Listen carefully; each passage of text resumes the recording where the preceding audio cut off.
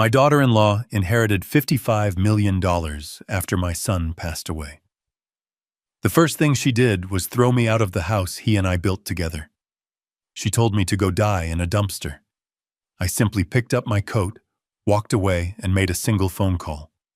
5 days later, she was on her knee, begging me for a single dollar. She should have listened more carefully when the will was read. She should have realized my son knew exactly who she was. Before I continue, let me know where you are listening from in the comments below.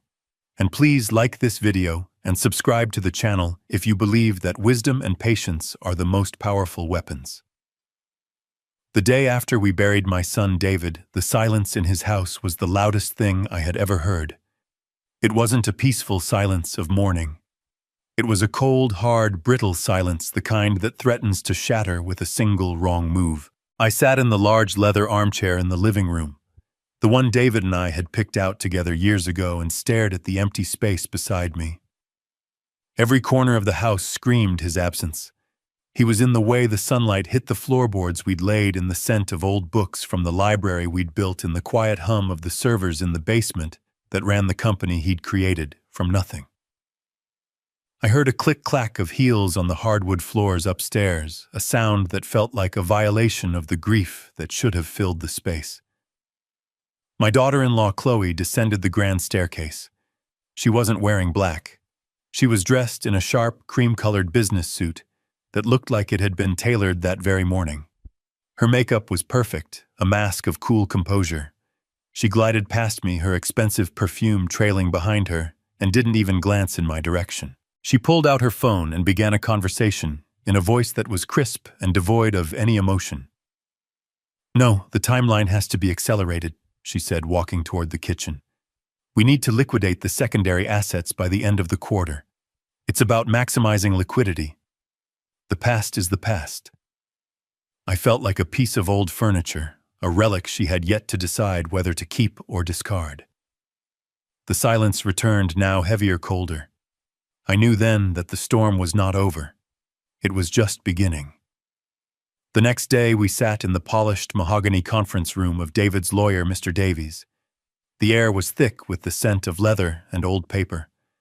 I had known Mr. Davies for 20 years. He had watched David grow up, had advised him when his little startup was just a dream sketched on a napkin. He looked at me with a pained expression before putting on his professional glasses and clearing his throat. Chloe sat opposite me, her back ramrod straight, her hands clasped on the table. She looked like a CEO at a hostile takeover, not a grieving widow. Mr. Davies began to read the last will and testament of David Peterson. The legal language was dense, but the core of it was brutally simple. Clause after clause outlined the transfer of David's assets. His controlling shares in the AI company valued at over $50 million. His portfolio of investments, the cars, the art, the bank accounts, and the house. Everything was to be transferred to my beloved wife, Chloe Peterson. My name was mentioned only once in a single sterile sentence.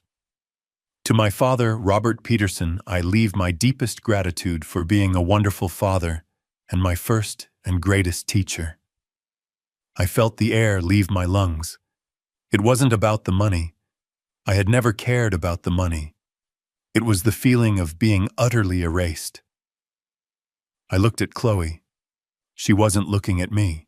A small, almost imperceptible smile touched the corners of her lips.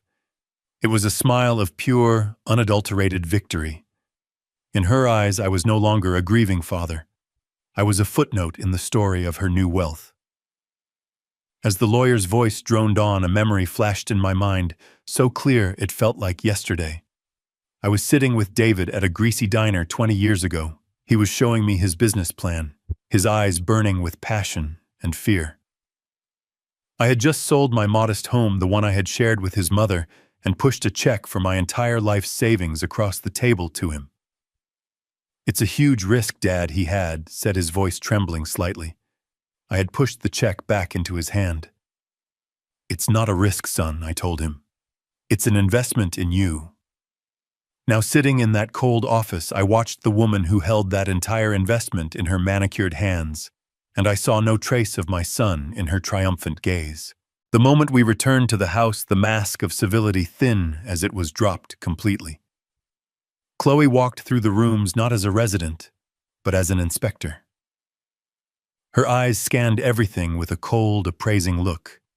She pointed a perfectly manicured finger at a wall of photographs, pictures of David, as a boy of his mother, of me and him on fishing trips. All of this has to go, she declared to no one in particular. It's just clutter. We need a clean, modern aesthetic. She moved to the bookshelf holding David's collection of first edition science fiction novels, his greatest treasure besides his work. These can be sold. I'm sure they're worth something. Her phone rang and she answered it on speaker, her voice booming with newfound authority. Yes, it's all confirmed, she said, a laugh in her voice. 55 million, not including the property. I'm the sole owner now. Complete control. She said that last part while looking directly at me, a challenge in her eyes. She was marking her territory, making it clear that my time here was over. I wasn't just a guest in my son's home anymore. I was a ghost haunting her new property. And I knew with a certainty that chilled me to the bone that she was about to perform an exorcism.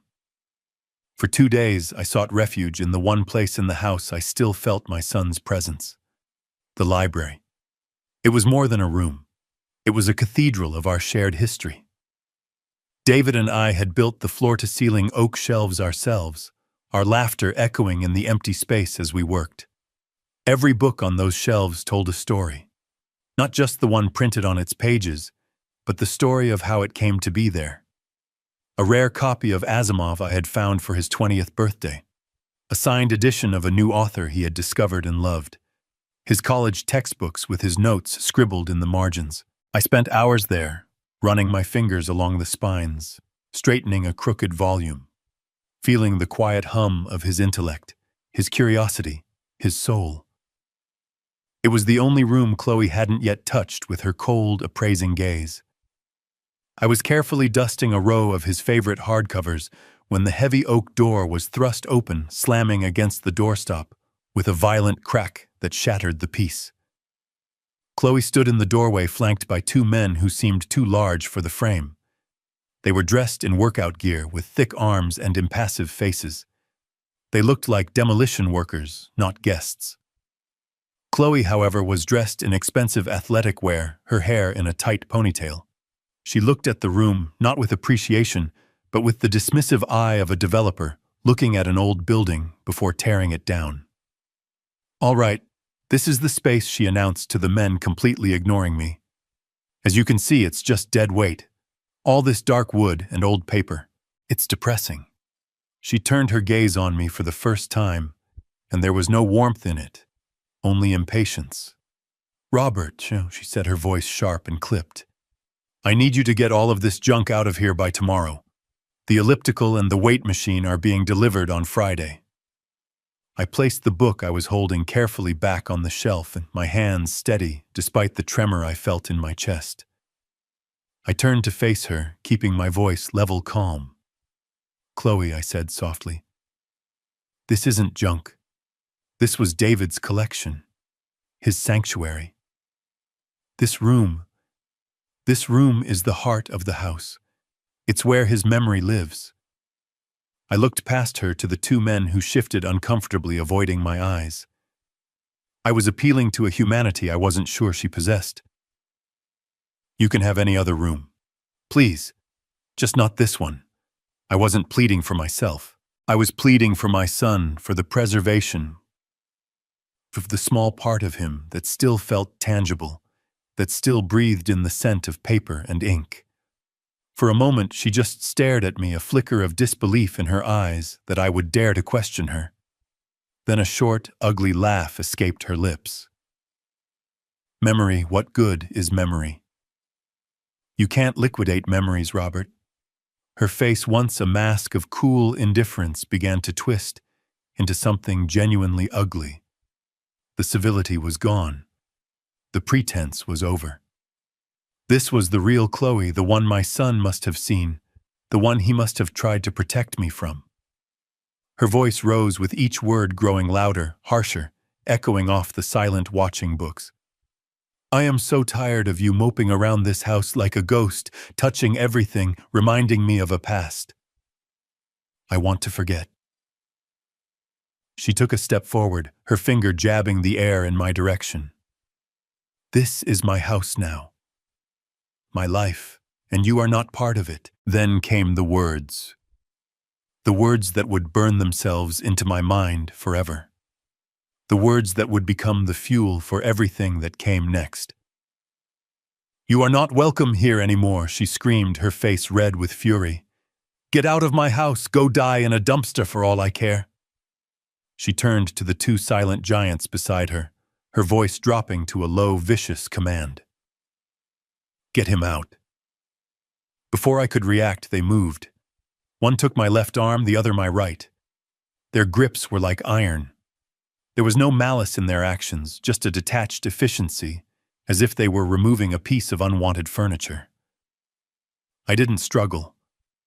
The fight had already left me replaced by a profound, hollow shock. They guided me out of the library, my feet stumbling on the Persian rug. I had one last look at the room, my son's sanctuary, before the heavy oak door was pulled shut with a final, definitive click. The lock turned. I had been expelled from my own son's heart. The heavy front door slammed shut, and the sound echoed not like wood hitting a frame, but like a final judgment. I heard the sharp metallic sound of the deadbolt turning a sound that locked me out of my own life. I stood on the stone pathway, the manicured green lawn stretching out on either side of me. On the grass, looking absurdly out of place, sat my old leather suitcase. Chloe must have packed it herself, a final act of dismissive charity. I imagined her touching my belongings, her hands judging my worn-out sweaters and old books before stuffing them into the bag and having one of her hired men toss it outside like a piece of trash. The humiliation was a physical thing, a cold knot tightening in my stomach. The sky above was a uniform, unforgiving gray, the color of wet concrete. A cold wind began to stir, rustling the leaves of the great oak tree David and I had planted when the foundation of the house was first laid. Then the first drop of rain hit my cheek. It was cold. Another followed, then another, until a steady, miserable drizzle began to fall, soaking into the shoulders of my thin coat. I didn't move. I just stood there, letting the rain mix with the silent tears I hadn't realized were streaming down my face. I looked up at the house. Our house. I saw the bay window of the library, dark and empty. I remembered David insisting on that window, wanting a place where he could read with the morning light pouring in. I saw the stone facade around the entryway, remembering the weekend we spent setting the stones ourselves, our hands raw and our faces beaming with pride. Every brick, every window, every shingle was a memory. And now it was a monument to a broken promise. The cold rain on my skin seemed to wash away the years, pulling a memory from the depths of my heart with aching clarity. I was suddenly standing in a different yard, in front of a much smaller house 25 years ago. David was a teenager, all lanky arms and earnest ambition, helping me fix a broken fence post. His hands were clumsy but determined. I remember stopping our work and putting a hand on his shoulder. A man's character isn't what he owns, David, I had told him. The words feeling as true then as they did now. It's what he's willing to protect. His name, his honor, his family. David had looked from our modest little house to the horizon, his young eyes filled with dreams. He had smiled, a flash of the brilliant man he would become. One day I'm going to build us a great house, Dad, he had said, his voice full of unwavering certainty. A place so big and strong that you'll always have a home. It won't be my house. It'll be our house.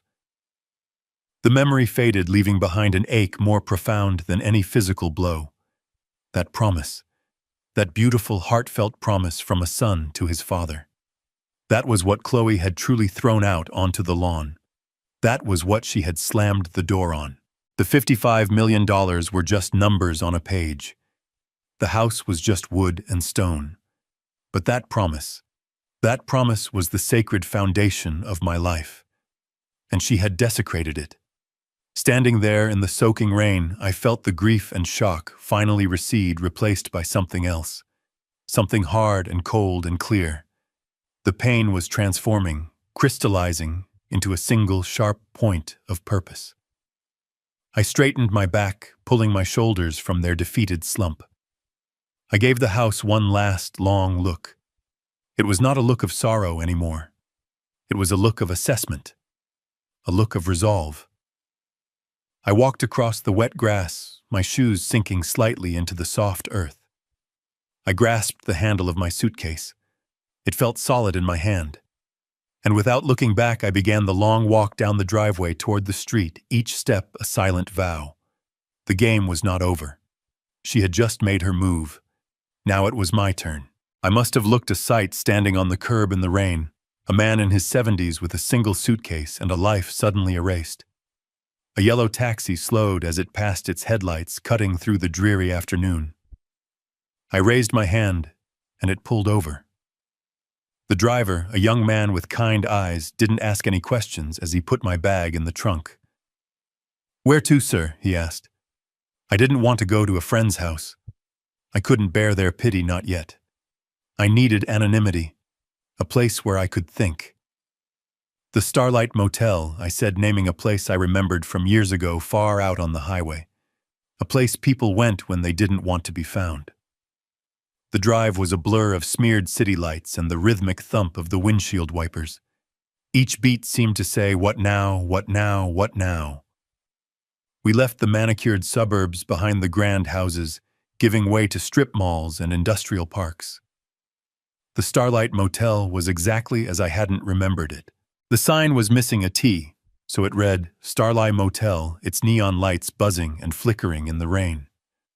The paint on the building was peeling, and the air smelled of wet asphalt and regret. The room the clerk gave me was on the ground floor facing the parking lot. It was small, and the air was stale. A brown patterned bedspread was stretched tightly over a lumpy mattress. A single lamp on the nightstand cast a weak yellow circle of light. The ancient television was bolted to the dresser.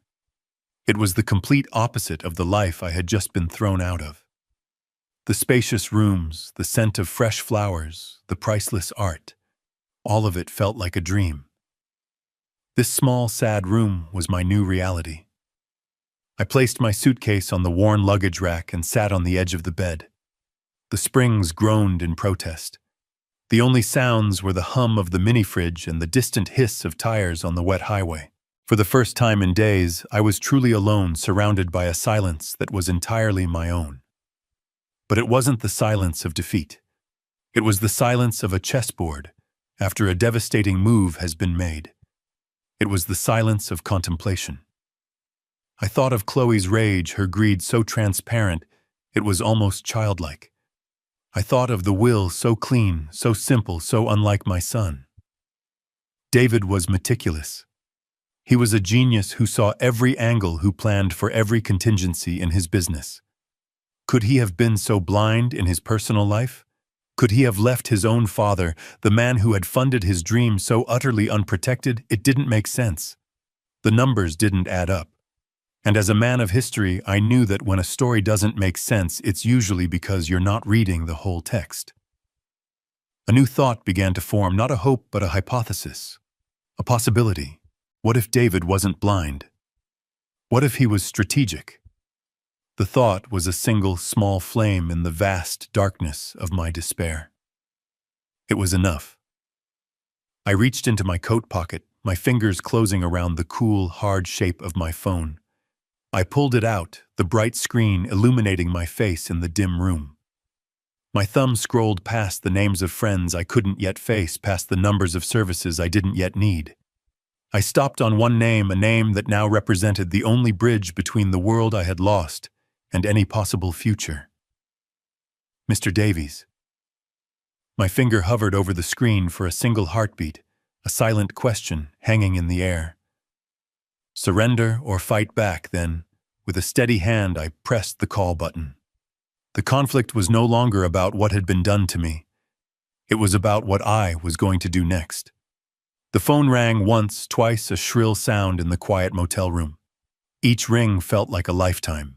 I was calling a lawyer, but I was also reaching out for a lifeline, a connection to the son I had lost. Finally, the ringing stopped. Davies, his voice was professional, but I could hear the weariness in it. "Robert," he said, a note of concern entering his tone. "Are you all right? I was just about to call you." His words sent a small jolt through me. He was about to call me. He was expecting something. I took a deep breath, marshaling my thoughts, determined not to sound like a broken man. I kept my voice as steady and even as if I were delivering a lecture on the fall of the Roman Empire. I reported the facts devoid of the crushing emotion that lay beneath them. "Good evening, Mr. Davies," I began. "I'm calling to inform you that I am no longer residing at my son's house." Chloe made it clear I was not welcome. "I've taken a room at the Starlight Motel on the interstate." The silence on the other end of the line was heavy, but it wasn't the silence of shock or disbelief. It was the silence of sad, weary confirmation. I heard him sigh, a long, slow exhalation of breath that seemed to carry the weight of a secret he had been holding for too long. "Robert," he said, and the professionalism in his voice was replaced by the genuine sorrow of a friend. "I am so sorry you had to go through that. Truly. But I can't say that I'm surprised." My grip tightened on the phone. Not surprised. The small hypothesis that had formed in the darkness of my despair suddenly felt less like a guess and more like a certainty. My son had known. He had seen this coming. Mr. Davies continued, his voice low and filled with a pained affection for the friend he had lost. "David was a brilliant man, Robert. He could predict market trends and technological shifts years in advance. He saw the world in patterns, in lines of code and probable outcomes. And he saw the patterns in people too. He knew his wife. He loved her, I think, in his own way, but he was not a fool. He was a planner. He always had a contingency." I closed my eyes, picturing my son's face, not his smiling photos, but the look of quiet worry he sometimes had when he thought no one was watching. The burden he must have carried. Then Mr. Davies's tone shifted. The friendly sorrow was gone, replaced by the crisp, precise voice of an executor of a will about to perform his duty. "Robert, going to tell you something now that I was bound by my fiduciary duty and my promise to David not to reveal unless a very specific set of conditions were met. By forcibly removing you from the house, Chloe has just fulfilled those conditions." I held my breath. This was it. David left me with a sealed envelope and a list of private detailed instructions, the lawyer continued. "The will we read in my office the other day. It was not the entire story. It was true in a legal sense, but it was incomplete. Think of it as the first move in a chess game my son knew he might not be around to finish." I felt a wave of emotion so powerful it almost knocked the wind out of me. Grief, sharp and fresh for the terrible knowledge my son had to live with. And an overwhelming, crushing love for his foresight, for his fierce, protective heart that reached out to care for me even from beyond the grave. "What are you saying?" I whispered, though I already knew the answer. Mr. Davies's voice was firm now, a beacon in the storm. "I'm saying there is another clause, a contingency clause triggered by specific actions. David called it his character test. He wanted more than anything to give Chloe a genuine chance to prove him wrong. He hoped she would choose decency. He hoped she would choose family. But he planned for the probability that she would choose greed. The small, flickering flame of purpose inside me roared to life. My son had not abandoned me. He had armed me. Mr. Davies's final words were not a comfort, but a call to action. "She has failed the test, Robert. She has made her move. Now it's time for us to make David's." Mr. Davies's voice over the phone was a lifeline, pulling me from the wreckage of the past few days and setting me on solid ground. I sat up straighter on the lumpy motel bed, listening with an intensity I hadn't felt in years. To understand what David did, the lawyer began his tone now that of a strategist explaining a brilliant campaign. You have to understand that he didn't write a simple will. He created a test, an ethical and legal stress test with his entire fortune as the subject. I could almost see my son in those words, the meticulous planner, the genius who saw every possible outcome. The document we read in my office, Davies continued, was the first part of that test. It was the bait. It was designed to give Chloe everything she thought she ever wanted, but it came with a single, almost invisible string attached. He paused for effect. That string was a legal concept called fiduciary duty. It's a term we lawyers use all the time, and it usually sounds like boilerplate. But David turned it into the entire key to the mechanism. I listened rapt as he explained the elegant, devastating simplicity of my son's plan. The will stated that the inheritor Chloe was entrusted with the entire Peterson estate, but it also contained one crucial, carefully worded clause. It said she was bound for a 30-day evaluation period to a solemn fiduciary duty to protect and uphold the welfare and legacy of the Peterson family. It sounds like a sentimental phrase, doesn't it? Davies said, a hint of admiration in his voice. But in the context of a will, it's a legally binding instruction.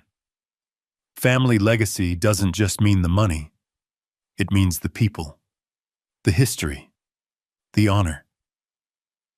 It means you, Robert. The pieces began to click into place in my mind, forming a picture of my son's incredible foresight. When Chloe threw you out of the house, Davies explained, his voice turning hard as steel, she did more than just a cruel thing. She took a sledgehammer to the most important clause in the will. She proved in the most dramatic way possible that she had no intention of upholding the welfare or legacy of the family. She violated her fiduciary duty, and that violation is the trigger. He told me that this breach gave him, as the executor, the full legal authority to unseal and activate a second document, a sealed codicil to the will that David had left in his private safe. As Mr. Davies spoke, the dreary motel room around me faded away. I was transported back 3 months to the last quiet evening I had spent with my son. We were in the library, a comfortable silence between us. David had been staring intently at his laptop, his brow furrowed in concentration. He looked up at me suddenly, his eyes tired but clear. There was a weight to him that evening, a weariness that went beyond work. "Dad," he had said, his voice quiet but serious, "if anything ever happens to me, I need you to trust what I've built." I had thought he meant his company, the algorithms, the patents. I had put my hand on his shoulder and told him I always would. But he shook his head slightly. "No, not just the company," he clarified, looking back at his screen, full of what I now realized must have been legal documents.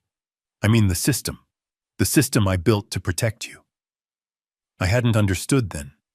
I thought he was talking about firewalls or financial arrangements. I didn't realize he was forging a shield of law and love around me. Now, in this lonely motel room, his words were the clearest thing in the world. He had been preparing for this very day. I came back to the present, my heart aching with a mixture of immense grief and profound pride. My son was gone, but his brilliant mind was still at work, still protecting me. "So what do we do now?" I asked Mr. Davies, my voice no longer trembling. It was the voice of a man with a mission. "Now we follow David's instructions to the letter," Davies replied, his voice all business. And his instructions were very clear. We do not confront her. We do not reveal our hand. David's plan was more elegant than that. He knew that true character is revealed not when it's challenged, but when it thinks no one is watching. He laid out the next steps. "Chloe believes she is one of the wealthiest women in the country. We need her to believe that with all her heart. But when she tries to spend that money to liquidate those assets to exercise that power, she will find that the doors are all locked." He explained that he would use his legal authority as executor to place temporary holds on everything, citing standard procedural delays, estate valuations, and tax assessments. It would be a death by 1,000 paper cuts.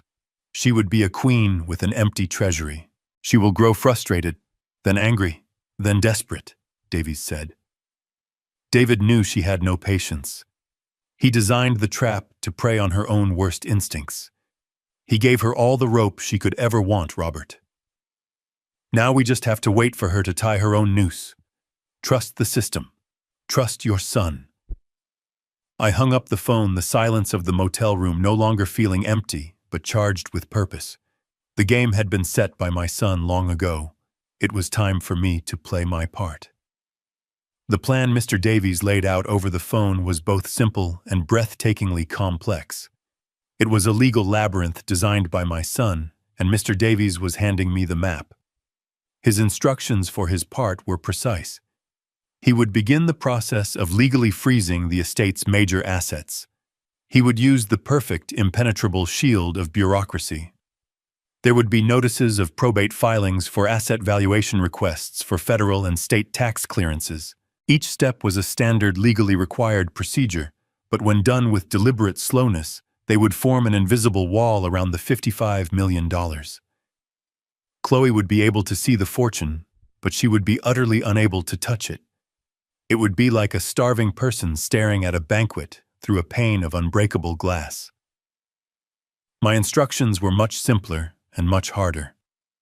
You, Robert, must disappear. Mr. Davies had said, his voice firm. Not forever, just for a few days. Let your trail go cold. Don't answer your phone if anyone calls. Don't reach out to old friends. To Chloe and to the world, you must be what she believes you are, a broken, defeated old man who has run away to some dark corner to grieve. Your absence will be her confidence. Your silence will be her signal to act rashly. We need her to feel completely, utterly, and foolishly secure. We spoke for a few more minutes, confirming the details, and then the call was over. I placed my phone on the worn-out nightstand. The motel room was silent once more. I looked around at the cheap laminate furniture, the stained carpet, the thin, faded curtains. An hour ago, this room had been a symbol of my humiliation, the lowest point of my life. But now it felt different.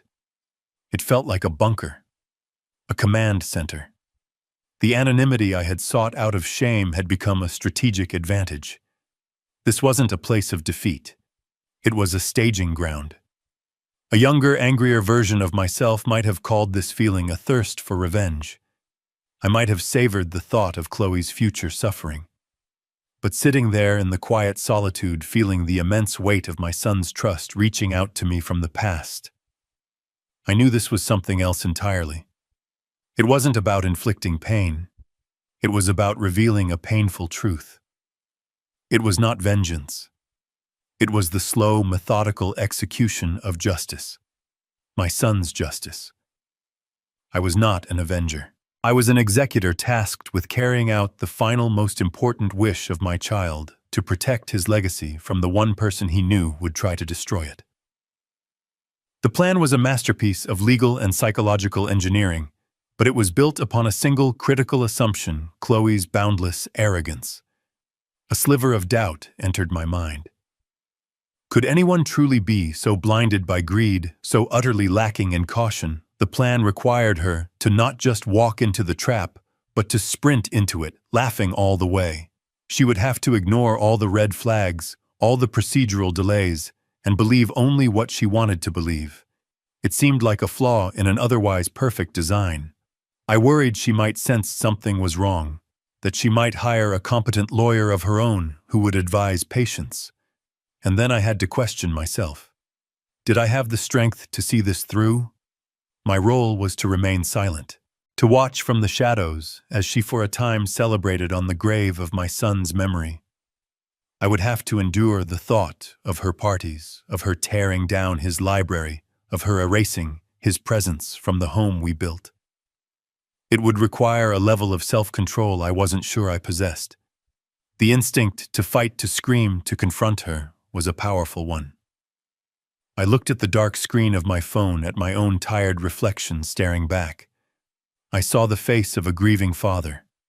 But beneath the grief, I saw the history professor, the man who understood that the most important battles are often won not on the field, but in the quiet archives through patience and the careful study of the facts. David had studied his opponent. He had laid out the strategy. He trusted me to execute it. I would not let him down. Reaching out with a steady hand, I pressed and held the power button on my phone. The screen flickered and went black. The first step of the plan was complete. I had disappeared. For the next 3 days, I followed Mr. Davies's instructions to the letter. I lived in a state of self-imposed exile, a ghost in a cheap motel room. The television remained off. My phone remained a dark, silent rectangle on the nightstand. The world outside my window, with its endless river of highway traffic, ceased to exist. I didn't know it at the time, of course, but as I sat in that quiet, contemplative solitude, Chloe was doing the exact opposite. She was exploding into the world with the force of a financial supernova, a spectacle of consumption so grand it was almost an art form. Mr. Davies later filled me in on all the details, his voice a dry, factual report over the phone. He painted a picture of a woman so completely consumed by greed that she couldn't see the cliff edge just beyond her brand-new $1,000 shoes. Her first stop, he told me, was a whirlwind tour of the most expensive boutiques the city had to offer. She moved through them, not like a shopper, but like a conqueror, claiming tribute. Handbags from designers whose names I didn't even know. Watches that cost more than my first house dresses she would likely only wear once. She wasn't just buying things. She was buying a new identity, shedding the skin of her old life, and wrapping herself in a cocoon of obscene luxury. From there, she went to a supercar dealership, the kind of place with polished concrete floors and more security guards than cars. She didn't browse. She simply pointed at the most ostentatious vehicle in the showroom, a blood-red sports car with doors that opened upwards like wings. She put down a substantial, non-refundable deposit with a flick of her credit card. The salesman Mr. Davies learned had asked when she would pay the remaining balance. Chloe had laughed a tinkling, condescending sound. "Oh, as soon as some boring little estate paperwork clears up," she had said. "Don't worry, the money is there." But her most egregious act, the one that felt like a personal violation, even when heard secondhand, was what she planned for the house.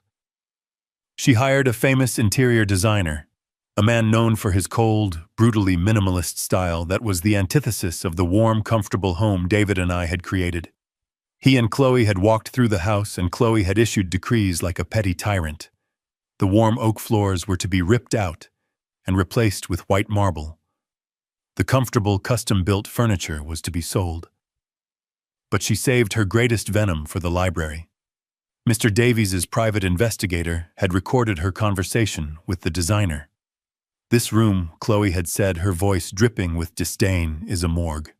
All these dusty old books and this dark, depressing wood. I want it gutted. I want white walls, chrome glass, and a personal juice bar right over there." She was pointing. The investigator noted directly at the spot where David's favorite reading chair had sat for over a decade. She wasn't just redecorating. She was performing a ritual cleansing, systematically erasing every trace of my son and of me. The crescendo of her hubris was the party. She threw a massive catered affair 3 nights after she had thrown me out. The house was filled with strangers, an entirely new set of friends who had miraculously appeared in her life at the exact same time as the $55 million. Champagne flowed, a DJ played loud, pulsing music, and Chloe held court in the center of it all, soaking in the adoration of her new followers. She was radiant, triumphant. And at some point in the evening, Mr. Davies's source told him one of the new friends asked about David's father. Chloe had paused, placing a dramatic hand on her chest, as if the question caused her great pain. "Oh, Robert," she had sighed, her voice carrying across the hushed circle of listeners. "The poor dear man. He was just so overwhelmed by everything. The grief, the legal matters. He couldn't adjust to this new reality." She had shaken her head sadly. I believe he checked himself into a quiet little nursing home up north somewhere. It's for the best, really. He just doesn't belong in this world. Listening to Mr. Davies recount that part, a strange calm washed over me. I felt no anger, no rage. I only felt a profound, cold pity. She was dancing in a house of cards, toasting to a future that had already been signed away. She believed she was the queen of a new and glittering kingdom, never once realizing she was just a temporary actress on a stage my son had so carefully built. And the final act, I knew, was about to begin. The trap had been set. The bait had been taken. And now the walls were about to start closing in. The day after her party was meant to be the first day of her new reign. As Mr. Davies later recounted it to me, Chloe woke up late, the sunlight streaming into the master bedroom she now occupied alone. The house was quiet. The caterers had cleaned up the evidence of the previous night's grand affair. She likely felt on top of the world, a queen in her castle, the undisputed master of a $55 million universe. She decided to begin her day and her new life with an act of casual, triumphant consumption. She drove David's luxury sedan, a car she now considered hers, to a chic downtown cafe, after a brief, satisfying stop at her new favorite jewelry store. It was there, surrounded by the quiet clinking of porcelain and the murmur of the city's elite, that the first crack appeared in the foundation of her perfect world. After ordering a ridiculously expensive coffee and a pastry, she presented her new black credit card, the one linked directly to the main estate account. The barista swiped it. A moment passed. He swiped it again. A small, polite frown appeared on his face. "I'm sorry, ma'am," he said, his voice low enough to avoid a scene. "It's been declined." Chloe laughed, a sound of pure disbelief. "That's impossible," she said, her voice a little too loud. "Try it again." He did. The result was the same. Annoyance flickered across her face, replaced by a flash of embarrassment, as she noticed a woman at a nearby table glance over. She handed him a different card, also linked to the estate. It, too, was declined.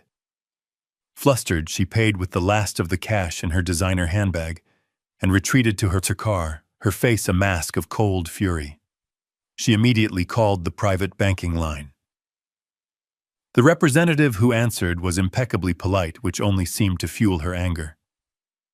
"Yes, Mrs. Peterson," the banker said after a moment. "I see the issue. There appears to be a temporary procedural hold placed on all accounts associated with the Peterson estate." Chloe's voice was sharp. "What I am the sole beneficiary. That is my money. Remove the hold immediately." There was a soft electronic shuffling sound on the other end of the line. "Ma'am, I'm afraid I can't do that," the banker said, his voice still maddeningly calm. "The request was filed this morning by the executor of the estate, Mr. Davies. It's a standard hold, pending a full asset valuation for probate court. My hands are tied." Chloe sat in her car, the engine silent, and stared at the glittering storefronts. For the first time, a cold tendril of real fear snaked its way into her heart. She drove home, her mind racing. When she walked through the front door, her phone was ringing. It was the celebrity interior designer. His voice, usually so fawning and effusive, was clipped and annoyed. "Chloe, darling," he said, dispensing with pleasantries, "there's a bit of a problem. My demolition crew arrived at the house this morning to begin work on the library, but they were turned away. We were served with a legal notice, a temporary injunction on any structural alterations to the property filed by the estate's executor." He took a breath. "My crew bills by the hour, darling, and right now they are billing me for doing absolutely nothing."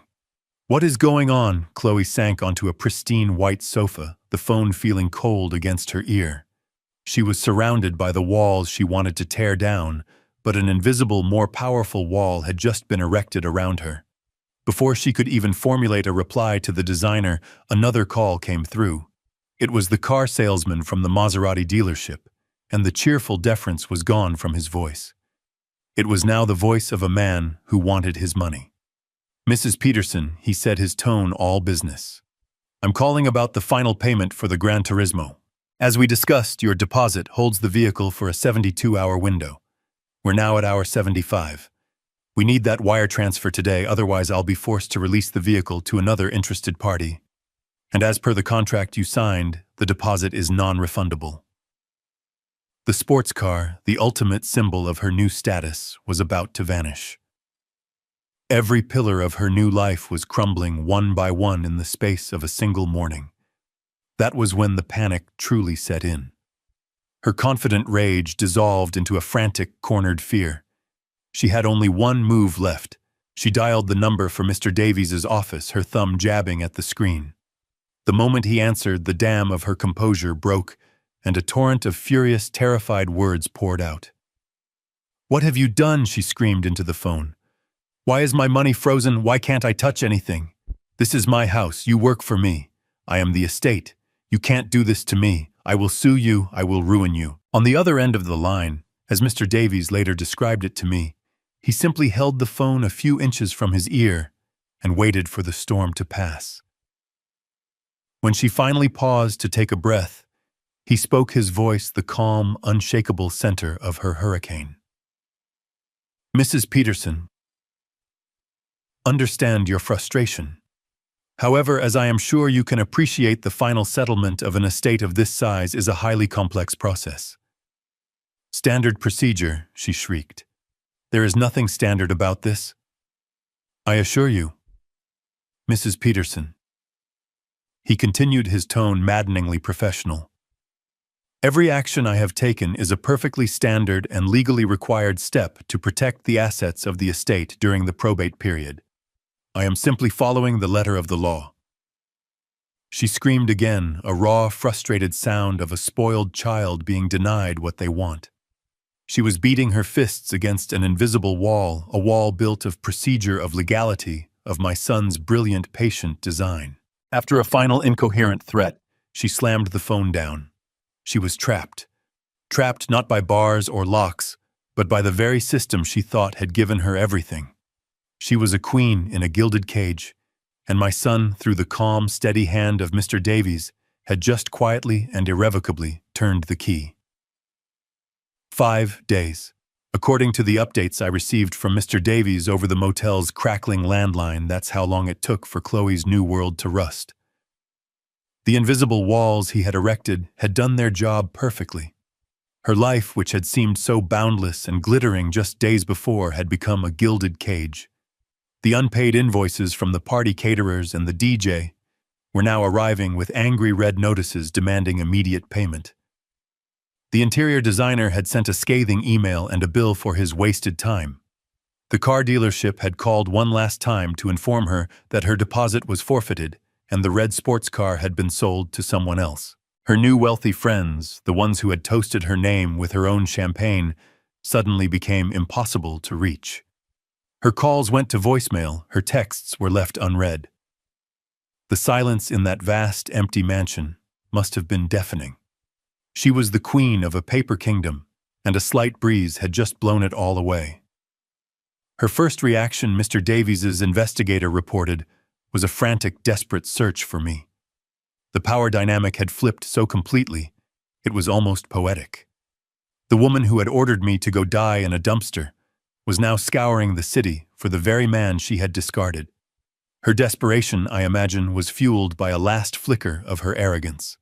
She likely believed that if she could just find me, she could bully or threaten me into calling off the lawyer and releasing her money. She drove to the homes of my old friends, men and women she had always treated with dismissive contempt. But at every door, she was met with polite, firm denial. "I'm sorry, Chloe, we haven't seen Robert." "No, he hasn't called." Each closed door was another reflection of the one she had slammed in my face. She, the new millionaire, was the one being turned away. She, the master of the house, was the one who was no longer welcome. By the afternoon of the 5th day, her anger had burned itself out, leaving behind only the cold, gray ashes of desperation. Every avenue was a dead end. Every call was a failure. She was utterly and completely powerless. There was only one place left to go, one person left to appeal to. She had already tried screaming at Mr. Davies. This time she would have to try a different tactic. Humility, or at least a performance of it. As she made her way to his downtown office stripped of her bluster and bravado, she must have felt the true weight of her situation for the first time. She was a $55 million heiress who couldn't afford to pay a parking meter, and that is what led her finally to the quiet wood-paneled waiting room of Davies, and Finch. Mr. Davies had called me at the motel that morning. His voice was calm, but I could hear a note of finality in it. "Robert," he had said simply, "it's time. I think she's ready to listen." He had sent a car for me, and I had put on my best suit, the simple navy one I had worn to my son's wedding. I had been sitting in that waiting room for about an hour, not with anxiety, but with a profound sense of calm. I was not a victim waiting for an apology. I was a father about to carry out his son's final wishes. I was reading a book on Roman history, the familiar weight of it in my hands, a comforting anchor. The door to the waiting room opened softly. I didn't look up immediately. I finished my paragraph first. Then slowly I lowered my book. She was standing there hesitating on the threshold. She looked nothing like the conquering queen from the will reading or the raging fury from the party. Her expensive clothes were wrinkled. Her perfect hair was in disarray, and her eyes were wide with a fear she could no longer conceal. She looked lost and small. Her eyes scanned the room, likely looking for the receptionist, and then they found me. They locked onto my face, and in that instant I saw it all happen. The confusion, the shock, and then the dawning, sickening horror of comprehension. The realization that this wasn't a series of unfortunate bureaucratic mistakes. It wasn't a problem that could be fixed. It was a plan. A meticulous, perfectly executed plan. And the quiet, insignificant old man she had thrown out into the rain like a piece of trash was sitting at the very heart of it. I watched the cascade of emotions ripple across Chloe's face. It happened in a fraction of a second, but for me it felt like an eternity. First, there was simple confusion, the kind you see when a familiar room has been inexplicably rearranged. Then a flash of pure, undiluted shock as her brain finally processed the impossible fact that I, the ghost she had exorcised, was sitting right there in front of her. And finally, that shock curdled into a deep primal fear. The look of a chess player who has just realized they have been in checkmate for the last 5 moves. The desperate pleading speech she had likely rehearsed all the way to the office died on her lips. The arrogance, the anger, the fury, all of it evaporated, leaving behind a raw, trembling panic. "Robert," she whispered, her voice barely audible. Then, as if remembering the role she was supposed to play, she tried again, forcing a term of affection that now sounded like a curse. "Father," she stammered, taking a hesitant step into the room. I've been looking for you. Everywhere. I was so worried." The lie was so transparent, so pathetic, that it was almost pitiful. She was trying to rewrite the history of the last 5 days in a single desperate sentence. She was trying to pretend she was a concerned daughter, not a failed tyrant. I simply looked at her. I did not smile. I did not frown. I offered her no anger to fight against, no pity to cling to. I said nothing. In that moment, I understood that silence was the most powerful tool I possessed. There were no words that needed to be spoken. My silence was a mirror, and in it she was forced to see the reflection of her own cruelty, her own greed, her own choices. It was a more damning accusation than any shout, any accusation, any teardown could ever be. She crumbled under the weight of that quiet gaze. Her eyes darted around the room looking for an escape, for someone to rescue her from the uncomfortable truth. "I didn't mean for it to happen," she continued, her voice cracking, the words tumbling out in a disorganized plea. They got out of hand. The pressure. I wasn't thinking." Her voice trailed off. She could see it in my eyes. She knew that I knew. The performance was over. Just as the silence stretched to its breaking point, the door to the main offices opened. Mr. Davies stood there. He was dressed in a dark, conservative suit, his face a perfect mask of professional gravity. He did not acknowledge Chloe's distress or her stammered apologies. He simply looked at her, then at me, his gaze communicating a deep and somber understanding. "Chloe." "Robert," he said, his voice calm and steady, cutting through the tension like a blade. "If you'll please join me in the conference room, we can begin." He held the door open. I closed my book, placing it carefully on the end table beside my chair. I stood up, my movements slow and deliberate. I was not the stooped, defeated man who had been shoved out into the rain. I felt a lifetime of quiet dignity settle on my shoulders. I walked towards the conference room. After a moment's hesitation, Chloe followed. She was no longer a queen leading a procession. She was a defendant being led to the dock. The 10 steps from the waiting room to that conference room felt like a multitude.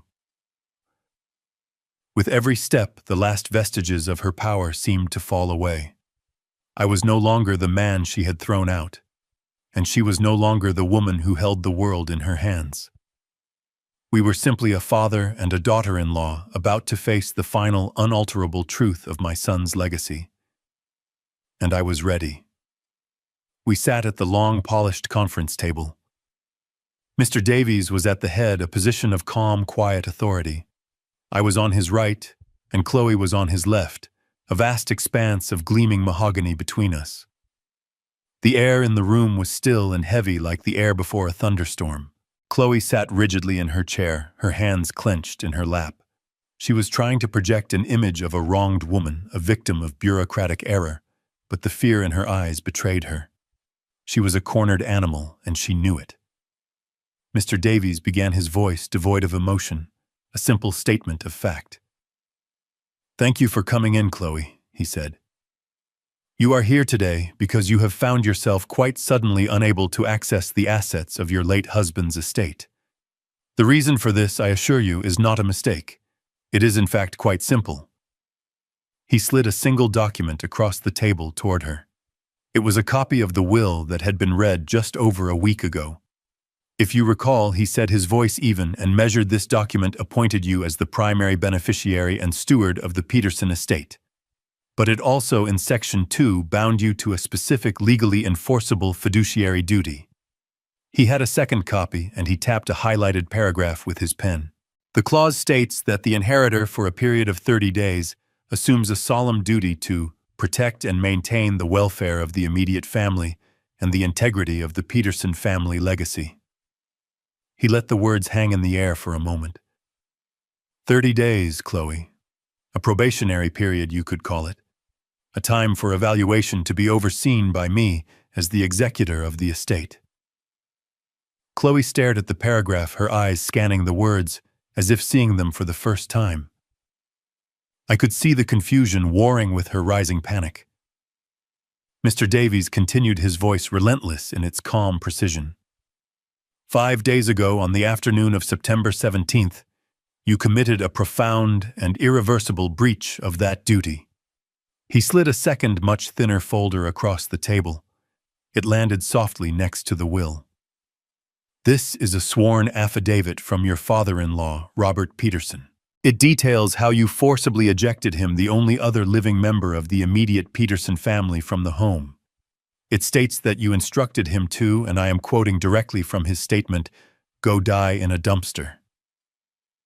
Hearing my own story recounted in that sterile legal setting, hearing her ugly words repeated back to her, felt like a final, somber validation.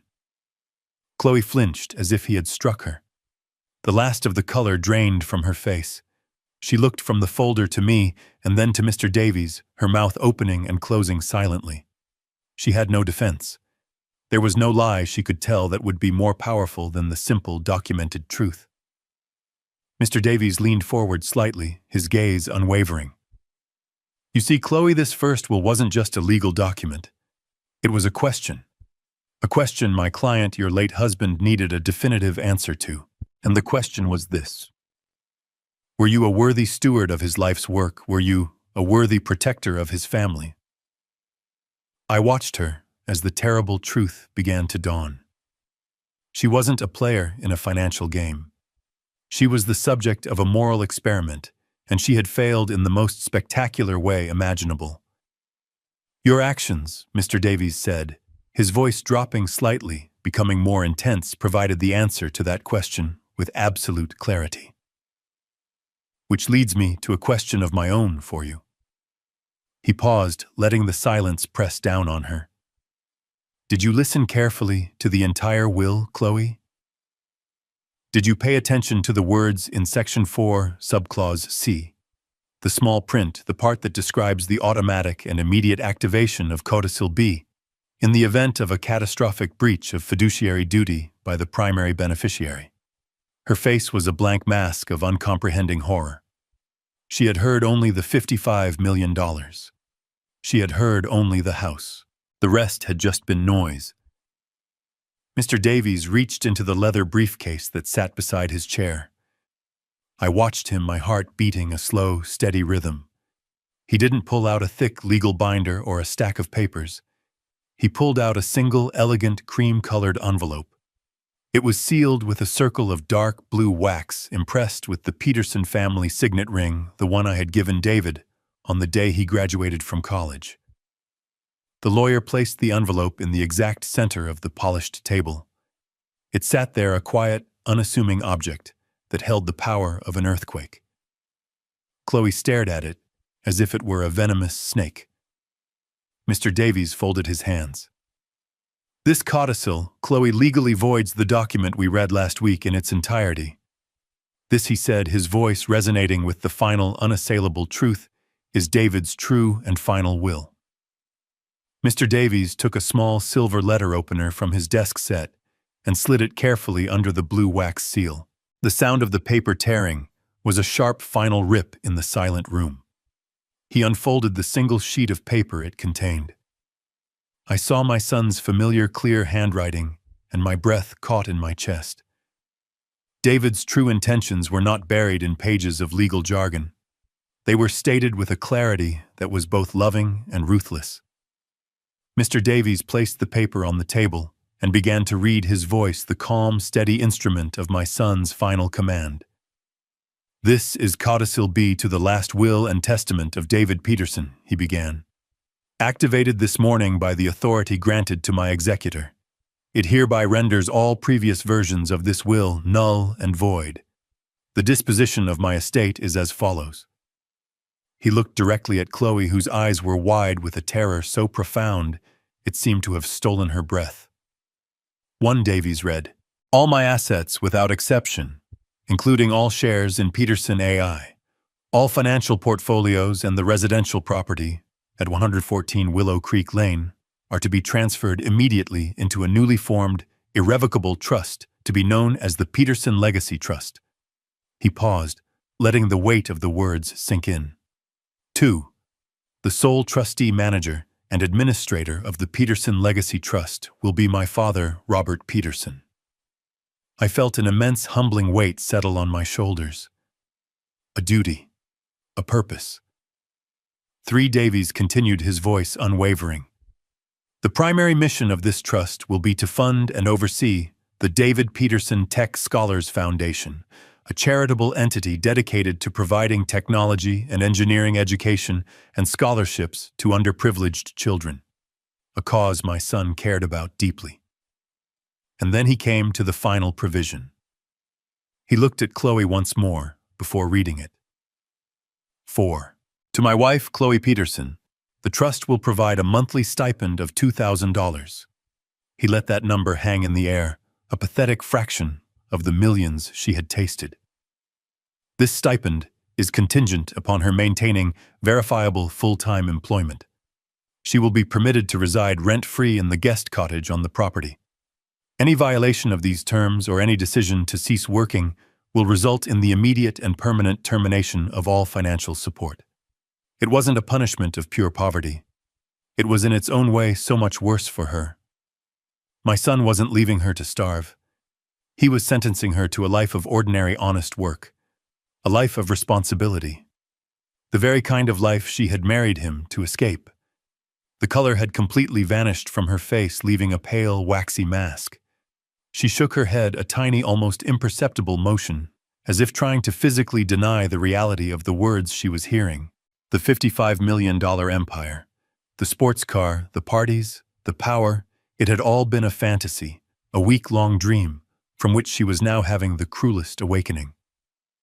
As Mr. Davies neatly folded the single sheet of paper and placed it back in its envelope, the finality of the moment struck her. A small, choked gasp escaped her lips.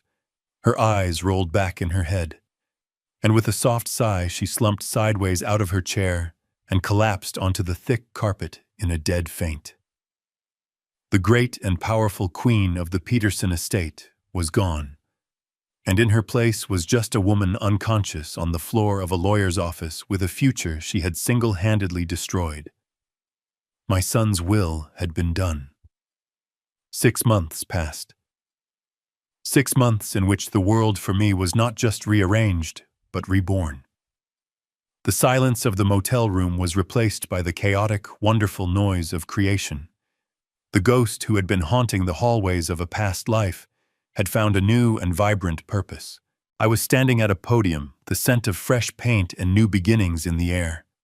I was wearing the same navy suit I had worn to Mr. Davies's office, but it no longer felt like armor for a confrontation. It felt like the uniform of a custodian, the proud guardian of a dream.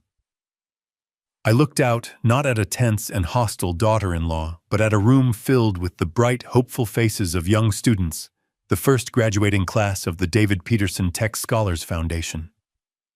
When I began to speak, my voice was strong and clear. "Good morning," I said, a genuine smile on my face. "My name is Robert Peterson, and I am my son's father." I told them stories about David. Not about David, the tech mogul, the millionaire, but about David, the curious boy who took apart our family's only television set just to see how it worked. About David, the determined young man who believed that the magic of technology shouldn't be a luxury for the rich, but a tool for everyone with a dream. "Many people will remember my son for the fortune he created," I told the crowd. But that fortune was never his goal. It was only a byproduct. His real dream, his true legacy, is this. I gestured around the room at the gleaming new computers, at the smartboards, at the eager faces of the children who would learn and create and build their own futures here. David believed that talent is universal, but opportunity is not.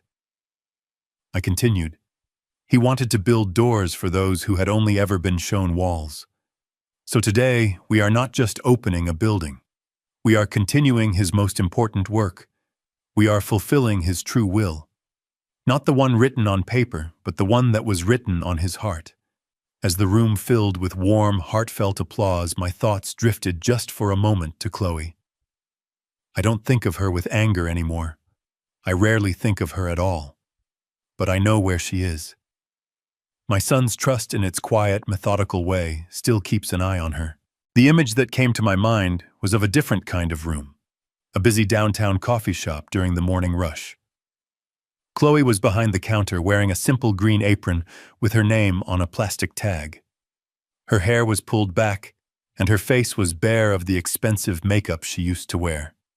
She moved with a practiced efficiency, frothing milk, calling out orders, wiping down the counter. She looked tired, the kind of tired that comes from standing on your feet for 8 hours. A customer was rude to her, complaining that his latte wasn't hot enough.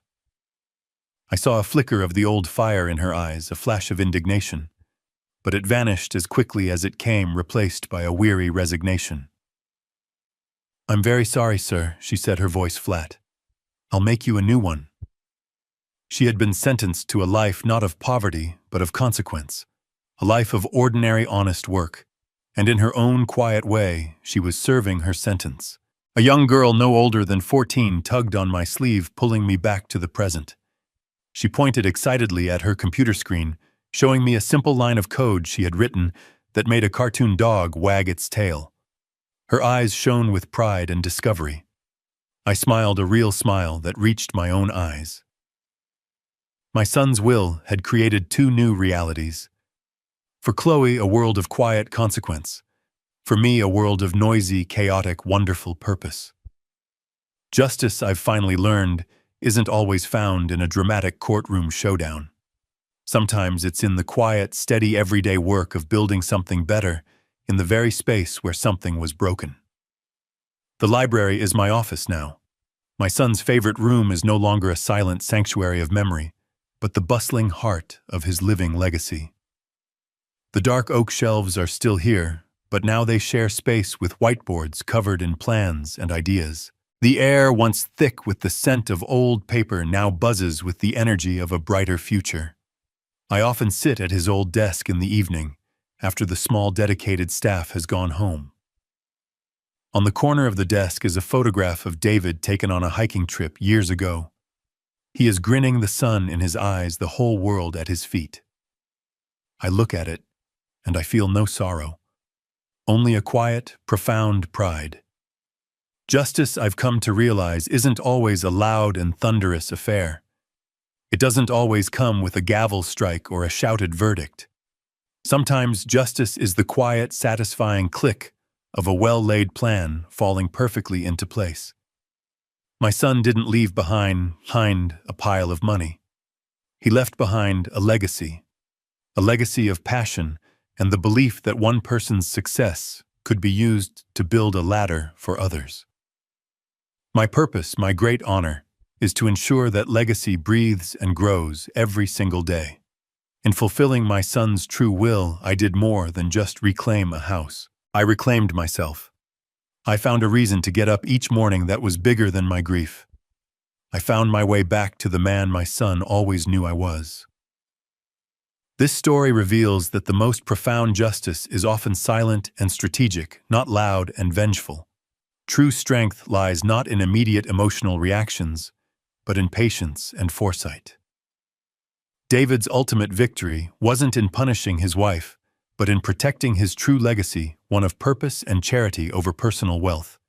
It teaches us that our real inheritance is the positive impact we create and the values we uphold.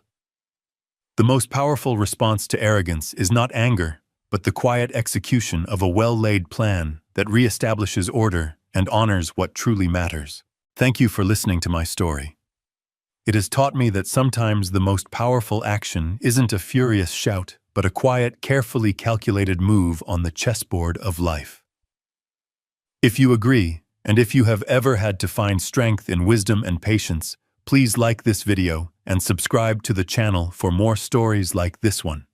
I would be honored to read your thoughts in the comments below. Your voice and your stories matter. Thank you for being a part of this journey.